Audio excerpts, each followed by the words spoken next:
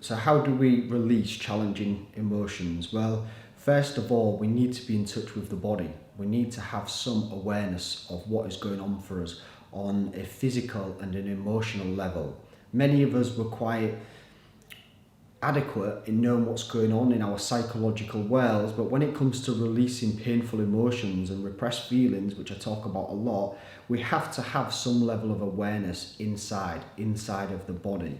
And the second part of the answer, what I'd give, first one being we have to have an awareness of the body. The second part of the answer, which I'll try to explore a little bit more, is that we don't actually release the painful emotions, the repressed emotions.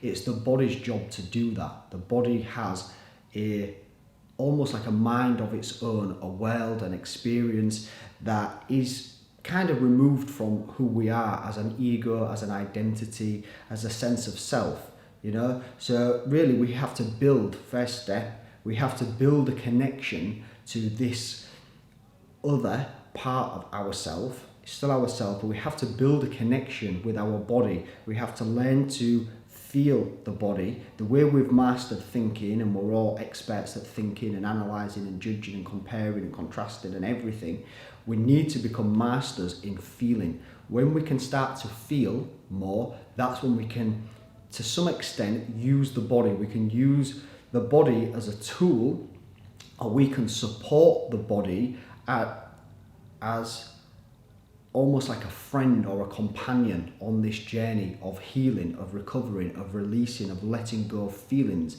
that are no longer serving us.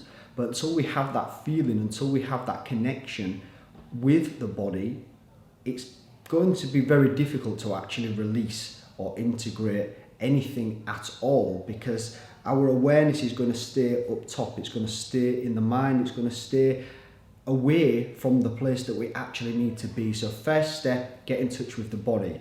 The second step, when you're in touch with the body, you have to treat it almost like a child. You have to treat it with the utmost respect. You have to treat it like a teacher, a god, a guru, a parent, whatever, you know, whatever your ideal person in this life is. Teacher, God, guru, parents, whatever.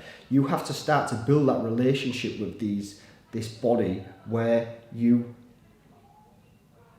are patient, you're present, you're attentive,